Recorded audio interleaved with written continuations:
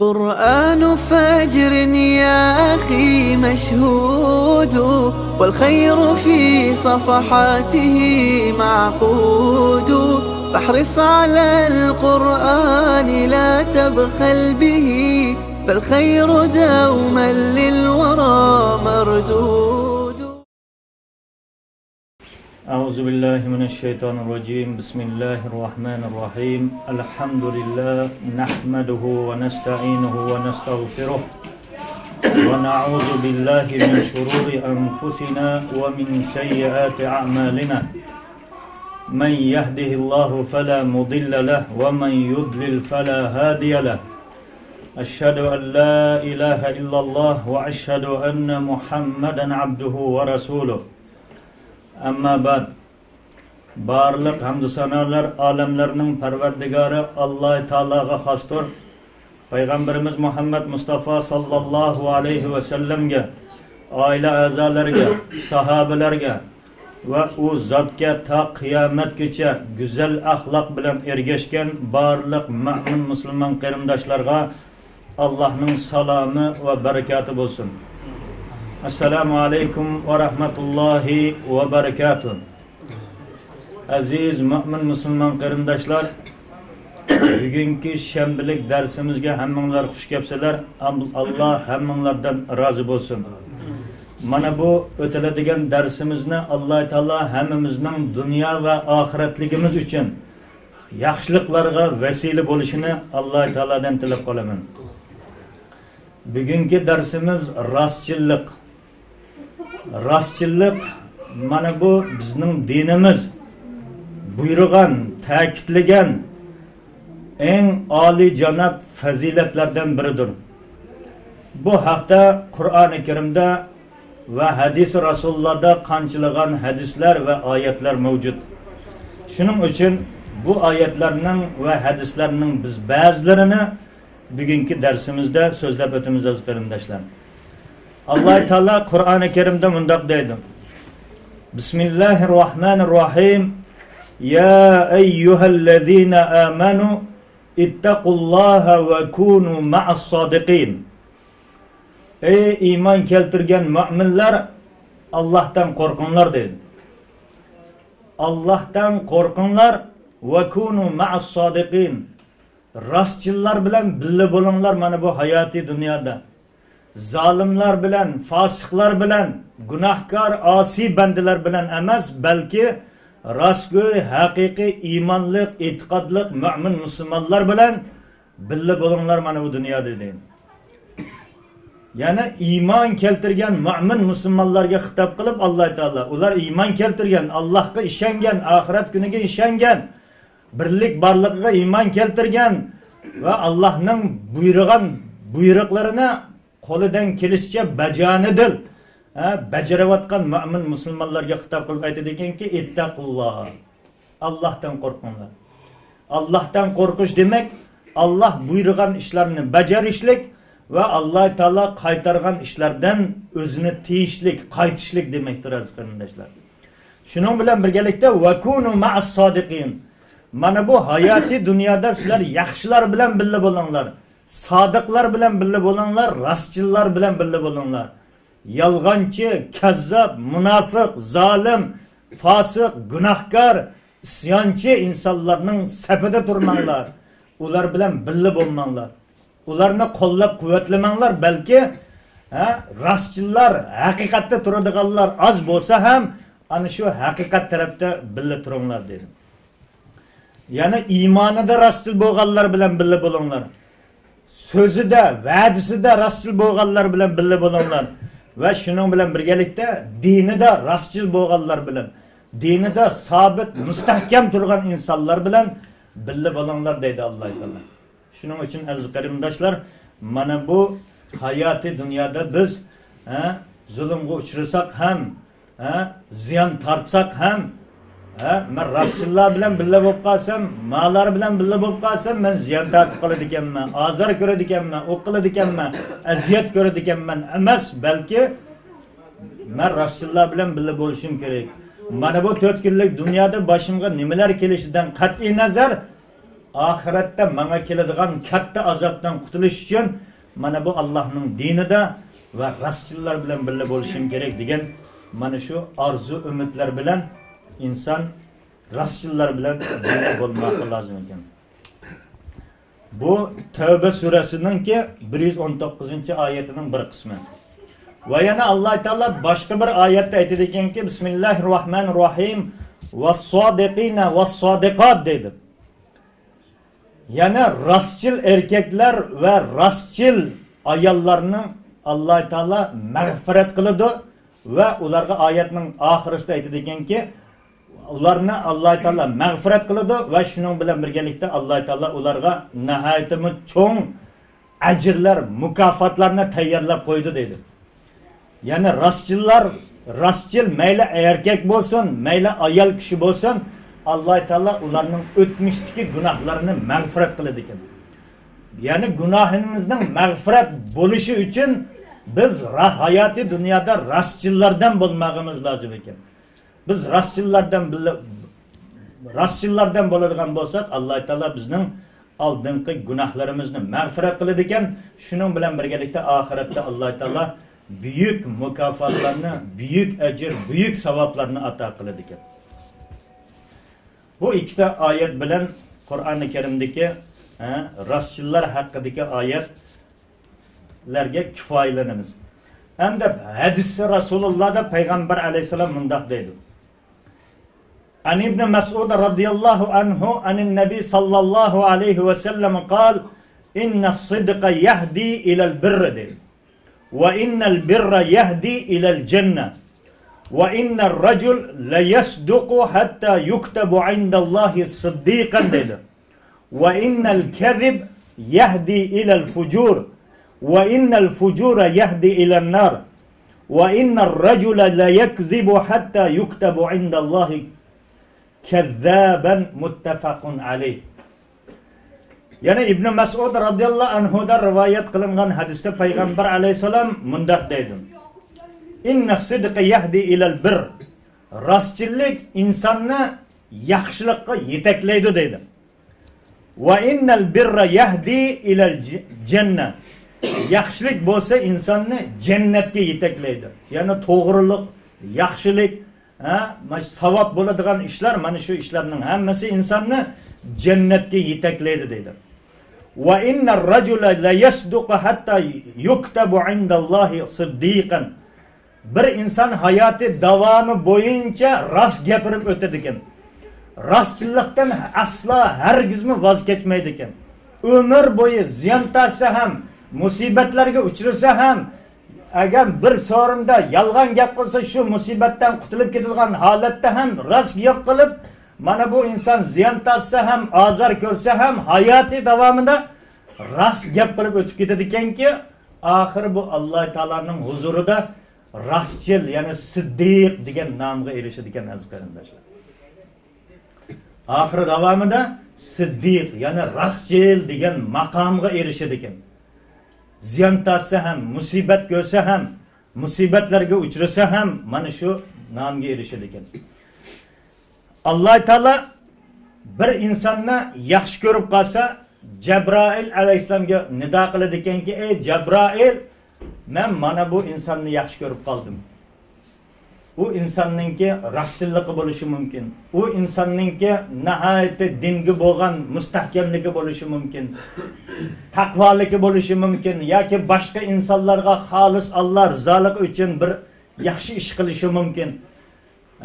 Mana shu yaxshi bo'lavergandan keyin yaxshi ishlarni hayotida davom qilaverganligi uchun Alloh taolo u bandasini yaxshi ko'rib qoladi ekanki, oxir oqibatda Jabroil alayhisalomga nido qiladi ekan. Ey Jabroil, men palonchi bandamni yaxshi ko'rdim, sen ham yaxshi ko'rgin deb. Shuning bilan Jabroil alayhisalom barliq farishtalarga xitob qiladi ekanki, ey farishtalar, Alloh taolo palonchi insonni yaxshi ko'ribdi, men ham yaxshi ko'rdim, sizlar ham yaxshi ko'ringlar deb. Shuning bilan farishtalar bu insonni yaxshi ko'rishga boshlaydi ekan. Bu insonni Alloh yaxshi ko'rganligi uchun yer yuzidagi barliq insonlar u insonni yaxshi ko'rishga boshlaydi ekan. muhabbat qilishga boshlaydi ekan. Buning hammasi rostchilligidan, taqvoligidan, oliy janobligidan, Allohni yaxshi ko'rganligidan, payg'ambar alayhisolamni yaxshi ko'rganligidan, Alloh taolaning buyruqlarini bajarganligidan, qaytargan barliq ishlardan qaytarganligidan ana shu insonni Alloh taolo yaxshi ko'rib qoladi. Alloh taolo Jabroil alayhisolamga aytadi ekanki, ey Jabroil, mendan Abu Bakrga salom yo'llag'in, salom aytgin. Nima uchun? Chunki Abu Bakr radhiyallohu anhu hayoti davomida mana shu rostchil, to'g'ri so'z, siddiq degan nomni olgan. Payg'ambar alayhisalom ana shu Mi'rojga chiqib tushgandan keyin ham ana shu birinchi bo'lib buni payg'ambar alayhisalom aytgandan keyin bo'lgan voqeani Makka mushriklari ishonmagandan keyin biz buni borib Abu Bakrga aytaylikchi, Abu Bakr qanday pozitsiyada bo'ladi ekan, nima der ekan bu ishga deganda Abu Bakr radhiyallohu anhu huzuriga borib, sening do'sting Muhammad mushundaq da'vatida, buningga sen nima deyapsan, qanday qaraysan deganda, bu so'zni mening do'stim Muhammad aytdimi sallallohu alayhi vasallam deganda, ha degandan keyin Muhammad aytgan bo'lsa rost gapirgandir. Ya'ni men uning so'ziga ishonaman. Hech qanday buningda shak shubhaga o'rin yo'q deb tasdiqlagan aziz qarindoshlar. Mana shunday rostchillik, mana shunday dinda mustahkam turganligi, sabit qadam bo'lganligi uchun ana shu Siddiq degan nomni olgan. Bu rostchillik nihoyatda payg'ambarlikdan keyin eng yuksak, eng ulug' maqomlarning biri. Eng ulug' maqom payg'ambarning maqomi. Undan keyin bo'lsa Siddiq, ya'ni rostchillarning maqomi. Dinida rostchil bo'lgan, so'zida rostchil bo'lgan, harakatida rostchil bo'lgan, barliq ish harakatida rostchil bo'lgan, siddiqlar iymonida rostchil bo'lgan insonlar. Ya'ni ba'zan bir kim ko'rsa rostchil bo'lib, bir kim ko'rmagan joyda ojizlashib qoladigan emas, kecha kunduz nima bo'lishidan qat'iy nazar hayoti dunyoda riyo qilmay, sodiq Alloh bilan va Allohning do'stlari bilan ana shu nah maydonda birga bo'ladigan, ular nima ekan, nima qilsa, shular haq yo'lda birga bo'lgan insonlar rostchillardan hisoblanadi aziz qarindoshlar. Shuning uchun biz ham mana bu hayoti dunyoda o'zimizni o'zimiz aldamasdan, 4 yillik dunyoda rost iymonimizda, ish harakatimizda, so'zimizda va barliq amallarimizda rostchil bo'lmag'imiz lozim ekan. Madamiki biz rostchil bo'ladigan bo'lsak, Allohning so'ygan muqarrab va yaxshi bandalaridan bo'lishimiz mumkin. Shuning uchun Alloh taolo barchamizni mana shu rostchillarning qatoridan qilishini Alloh taoladan tilab qolamiz. Va bu hadisning davomida aytadi ekanki, va innal fujura yahdi ilan nar dedi. Ya'ni fujur, yomon ishlar, gunoh ishlar, mana bu qabih ishlar insonni dozaqqa yetaklaydi dedi. Va innar rajula la yaktubu hatta yuktabu indallohi la yakzib hatta yuktabu indallohi kazzaban. Bir inson hayoti davomida yolg'on so'zlab o'tib ketaverdi ekan. Oxir oqibatda bu insonga yolg'onchi degan nom tomg'a qo'yilib qoladi ekan. Mana bu narsa nihoyatda yomon narsa inson. Aziz qarindoshlar, bir inson hayoti davomida mana shu yolg'on bilan o'tib ketsa, oxir oqibatda ana shu mahshargohda insonlar terilgan joyda u insonning peshonasida yolg'onchi degan mana bu tamg'a qo'yilib qoladi aziz qarindoshlar. Mana bu yolg'onchi degan insonga Alloh taolo qanday muomala qilishi mumkin endi? Alloh taolo mana bu Qur'oni Karimni nozil qildi. Shuning bilan birgalikda payg'ambarlarni avatdi. Payg'ambarlar hammamiz sizni bizlarga to'g'ri bilan noto'g'rining nima ekanligini ko'rsatib berdi. Biz mana shu yo'l bo'yicha mangishimiz lozim. Shuning uchun payg'ambar alayhisolamdan so'ralganda ham payg'ambar alayhisolam mu'minning sifatini so'zlab kelib oxirisida mu'min yolg'onchi bo'lmaydi. Nima bo'lishidan qat'iy nazar kazib, yolg'onchi bo'lmaydi. Zina qilib qolishi mumkin, boshqa ish qilib qolishi mumkin, o qilishi mumkin, bu qilishi mumkin, ammo mu'min kishi yolg'on so'zlamaydi va mu'min kishi xiyonat qilmaydi degan mana bu ikkita sifatni Mana bu ikkita narsani alohida ta'kidlab aytdim. Shuning uchun qandaq bir inson mu'minlikni da'vo qiladi ekan, u inson xiyonatchi, xoin bo'la olmaydi. Mu'minlikni da'vo qiladigan inson bir tarafdan yolg'onchi, kazzab bo'la olmaydi. Mana bu kezb, yolg'onchilik sifati bir insonda tepiladigan bo'lsa, bu nihoyatda qabih, nihoyatda yomon sifatlardan biri. Shuning uchun bunday sifatlardan Alloh taoladan panoh tilaymiz aziz qarindoshlar. Mana bu hadislarda sizni bizlarni yaxshi sifatlar bilan sifatlanishimizga tashviq qilyapti. Yaxshi insonlar bilan birga bo'lishga da'vat qilyapti. Yomon narsalardan saqlanishga ham bizni da'vat qilyapti aziz qarindoshlar. Va shuning bilan qilgan har bir yaxshilik ishga mukofotning berildiganligi va yomon ishga bo'lsa jazoning berildiganligi ham mana bu narsada, mana bu hadislarda ta'kidlanyapti. Shuning bilan biz hayotimiz davomida rastchil insonlar bilan birga bo'ladigan bo'lsak, mana bu rastchillar bilan birga bo'lishimiz bizning taqvolik inson bo'lishimizga yetaklaydigan omillardan biri ekan aziz qarindoshlar. Yana bir hadisda bu hadis Hasan ibn Ali ibn Abi Talib radhiyallohu anhumadan rivoyat qilingan bo'lib, Hasan radhiyallohu anhu aytadi ekanki, hafiztu minar rasul sallallohu alayhi va sallam dedi. Men payg'ambar alayhisalomdan mana bu hadisni eslab qoldim dedi. Da'ma yuribuka ila ma la yuribuk. Yani shak qilgan narsani tashlagan, shak bo'lmagan narsani mahkam tutqin dedi. Fa inna sidqatu ma'nina. Bu rastchillik xotirjamlik berishlaydi insonga. Bir inson rastchil bo'ladigan bo'lsa, u insonning ko'ngli taskin topadi, xotirjam bo'ladi. Val kadiba ribatun. Yolg'onchilik bo'lsa insonning qalbiga dilg'ulilik nasab qo'yadi. Ensizlikni, xotirjamsizlikni, bir inson bir yolg'on bir ishni, bir yomon bir ishni qilgan bo'lsa yoki yolg'on so'zlab bu ishlarni aplab-saplab ketgan bo'lsa, insonning ko'ngli xotirjam bo'lmaydi. Yana insonning qalbi hargizmi yolg'on so'zlamaydi aziz qarindoshlar. Ma qalb rastlik bilan yolg'onchilikni orib beradigan narsa ekan. Masalan, bir narsa shak qilgan bo'lsa, uni inson qalbiga moslashtirsa, u insonning qalbi insonni aldamaydi ekan. Ma ishingda hech qanday shak yo'q. Ma ishing durust yoki ma ishing biroz shak va deb insonning qalbi shu narsani o'lchab beradi ekan. Yani insonning qalbi insonni o'lchamaydi ekan. Ba'zi narsalarni biz yomon ishlarni qilib qo'yamizda, oxirsida fatvochilardan fatvoni so'rab qo'yamiz. Mandat deb.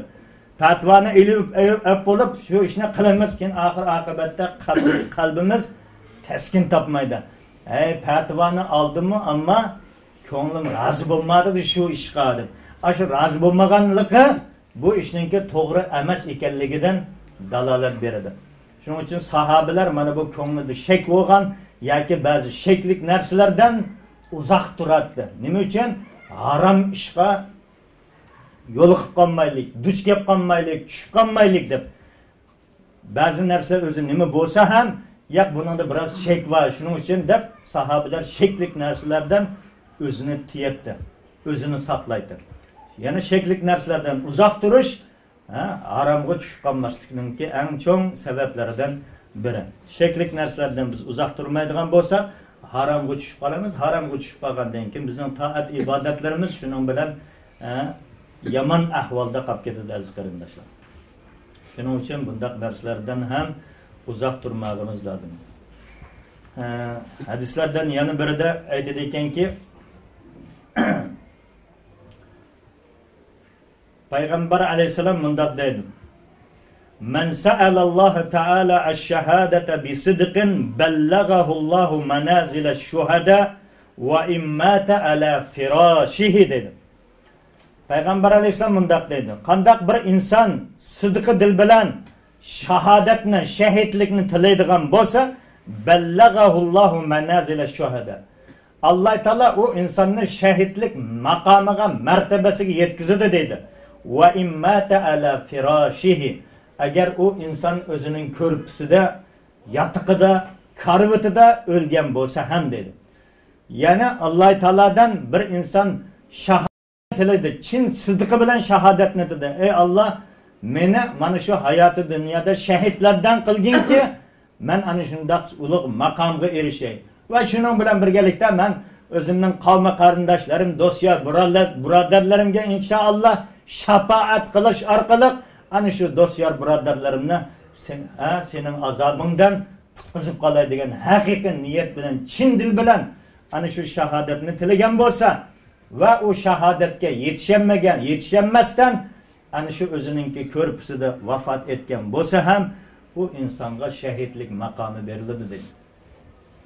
Yana buningga masalan Umar radhiyallohu anhu ana shu xalifa bo'lib turganligi uchun Madinadagi zamonlarida ko'p duo qiladigan, ey Alloh, meni shahidlardan qilgin deb.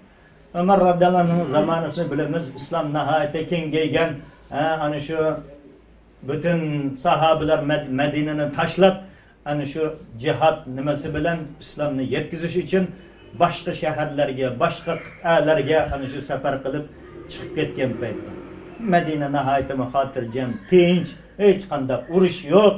Ana shu joyda shahidlik maqomini tilaganda ba'zi sahobalar aytadi ekanki, ey Umar, sen bu Madinada turib qandaqmi sen shahidlikni tilaysan? Ya bu urush maydoni bo'lmasa, bu yerda ya jihad bo'lmasa qandaqmi tilaysan deb. Ammo Umar radhiyallohu anhu sidqi dil bilan ana shu shahodatni tilaganligi uchun oxiri oqibati nima bo'ldi? Ana shu maqomiga Alloh taolo yetkazdi, shahidlik maqomiga. Vaholanki Madinada yashagan bo'lsa ham xuddi shuningdek innamal a'malu binniyat degandek mana shu amallarni biz sidqi dil bilan qiladigan bo'lsak, hamma amallar niyatga bog'liq bo'lganligimiz uchun biz bu niyatimizni ulug' qiladigan bo'lsak, ulug' qilish bilan birgalikda ashunga o'zimiz ishonmag'imiz lozim ekan. Chin ko'ngildan ishonib, chin ko'ngildan e'tiqod qilib ana shu amalni qiladigan bo'lsak, albatta Alloh taolo har bir bandasini o'zining niyat qilgan narsasiga erishtiradi. Shuning uchun aziz qarindoshlar, mana bu shahidlik maqomini vaholanki biz jihodga bora olmagan bo'lsak ham va boshqa nima qila olmagan bo'lsak ham ana shu shahidlikning maqomini albatta tilashimiz mo'minninki orzularidan biri. Shuning uchun Robbim mana bu dunyoda hech qanday bir bekor, bo'sh hayotida o'tib ketishdan Robbim o'zing asrag'in. Meni shahidlardan qilgan mana bu dunyoda.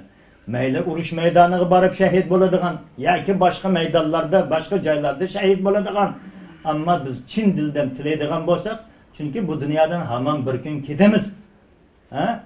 Hamon bir kun ketamiz. Mayli kim bo'lishimizdan qat'iy nazar, o'lmayman degan podshoh bo'lishimizdan qat'iy nazar, podshohlar ham xuddi ba'zi podshohlar borki, sanki o'lmaydigandek. Butun dunyo mening qo'limning alqinida. Men hamma narsaga qodirman, hamma narsaga kuchim yetadi deydi. Hatto o'lishini ham, o'limni ham xiyoliga keltirmaydi. Ammo bu o'lim hech kimni ayirib qo'ymaydi. Kim bo'lishidan qat'iy nazar, podshoh bo'lamdi, gadoy bo'lamdi, boshqa bo'lamdi, iymonlik bo'lamdi, iymonsiz bo'lamdi, bu o'lim har bir insonning huzuriga keladi. Shuning uchun nima qilishimiz kerak? Shuning uchun mana bu dunyoda ey Robbim, mana shu insonlarga manfaatlik insonlardan qilgin, insonlarga manfaat yetkazadigan insonlar jumlasidan qilgin. Meni mana bu dunyoda shahidlar maqomiga erishtirgin. Chunki o'lmasdan boshqa choramiz yo'q. Shuning uchun o'zimizni o'zimiz aldamay aziz qarindoshlar, mana bu dunyoda shahidlik maqomiga yetkazgin. Siddiqlar maqomiga yetkazgin, solihlar maqomiga yetkazgin, muttaqiylar maqomiga yetkazgin, eng oliy sen yaxshi ko'radigan bandalaringning maqomiga yetkazgin deb mana bu dunyoda chin dilimiz bilan, chin vujudimiz bilan e'tiqod qilib, tilab o'tib ketadigan bo'lsak, albatta Alloh taolo mana bu ojiz bandasining duosini qabul qiladigan zotdir. Bandisini murodi, maqsadiga yetkazadigan zotdir. Shuning uchun aziz qarindoshlar, mana bu dunyoda biz qo'limizdan kelgancha yaxshi ishlarni qilamiz va eng yaxshi ishlarni ve Allah Teala'nın en mukarrab bendelerden buluşuğa hareket kılımız. Şunun için dua kıyganda hem ana şu duaga özümüz birinci işenip keyin dua kıysak Allah Teala sizi bizning duayimizni kabul qiladi. Qilgan duayimizga özümüz işenmesden qilaveradigan bo'lsak, özümüz işenmegen dua maqbul bo'lmaydi aziz qarindoshlar. Duani qilishdan burun albatta mening duoyim maqbul bo'ladi degan e'tiqod bilan, degan iymon bilan qiladigan bo'lsak, mana shu duoyimiz maqbul bo'ladi. Bir inson oxiratda ana shu Allohning huzuriga keladi ekanki, vaholanki o inson hayoti dunyoda uncha ko'p nomi amallarni, savob ishlarni qilmagan ekan.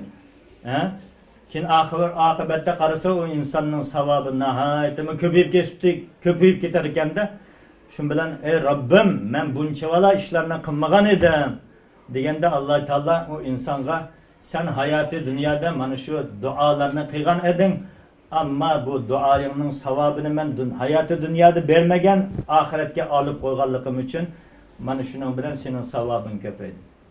Yana payg'ambar alayhisolamning hadisi ham bor. Barliq payg'ambarlar, hadisning mazmuni yana barliq payg'ambarlar, ko'pchilik payg'ambarlar hayoti dunyoda o'zining maqbul, mustajab bo'ladigan duolarini qilib o'tib ketdi. Masalan, Nuh alayhisolamni deylik, da'vat qildi, oxiri oqibatda insonlarni islom diniga da'vat qilib musulmon qilib bo'lolmadi-da, da'vat qilaversa hech qanday o'zgarish bo'lmadi. Ammo az bir turkum insonlar iymon keltirdi, musulmon bo'ldi. Oxir oqibatda nima dedi? Badduoni qildi, shuning bilan duo qildi, duosi mustajab bo'ldi. Shuning o'xshagandek boshqa payg'ambarlarning ko'pchiligi hayoti dunyoda ana shu mustajab duolarini qilib o'tib ketdi. Ammo payg'ambar alayhisolamchi mana shu mustajab duosini oxiratga olib qo'ydi. Oxiratga saqlab qo'ydi. Mana bu duoni qilmasdan o'tib ketdi.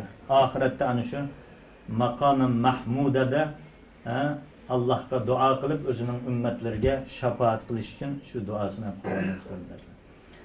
Shuning uchun aziz qarindoshlar, mana bu hayoti dunyoda Alloh taolo hammamizni sodiqlardan qilsin, siddiqlardan qilsin, qilgan amali maqbul bo'ladigan insonlarning qatoridan qilsin. Bizning Allohdan boshqa ilohimiz yo'q va Allohdan boshqa boradigan joyimiz ham yo'q. Shuning uchun hammamiz ojizmiz, hammamiz gunohkormiz. İstesek de istemesek de günahlarını kılıp salamiz. Mesela bazı bir günahlarını kılmasak hem mesela çocuk goşunu yegin dese beşimizni kesiverse hem yakınlaşmayımız, cirkinimiz, o kılımız, bu kılımız. Mesela gıybet degen, yani bizim o bu degen günahları hem katta günahlardan bolsa hem ama buna halısak hem halımısak hem künde kançılagan kişinin gıybetini kılımız, o kılımız, bu kılımız bunun çok günah ekenligini hiç his kılmayımız. Demekçimen ki biz günahlardan hali bolalmayımız. Ama alemlerinin perverdigarı bolgan Allah Teala gafurur rahimdir. Günahlarını mağfiret kılgıçıdır. Hatta ki yeri asman boyu günah bilen kelsen hem bendem tövbe kıysan günahını mağfiret kılamam diyor. Asman bilen zemin arasında tolup ketgidek günahlarını kıysak hem ahir akıbette Allah Teala tövbe kılış nimesini nasip kıygan. Boysa tövbe kılsak çin dilden Allah Teala ana şundak günahlarını hem mağfiret kıladigan, keçiradigan ulug' zatdır. Şunun için aziz qarindoshlar, bugünkü dersimiz mana shu yerda tamam bo'ldi. Allah Teala hammamizni iymonda, islomda sabit qadam qilsin ve mana bu hayati dünyada rastçılar bilen birga bo'ladigan, iymonida, söz hareketida, ish hareketida rastçıl bo'ladigan insonlardan qilsin ve hammamizni mana shu güzel sorunda o'tagandek cennetning ham güzel sorunda birga bo'lg'ini Alloh taolo nasib qilsin. Subhanakallahumma ve bihamdik ashhadu an la ilaha illa anta astaghfiruka ve atubu ilayk.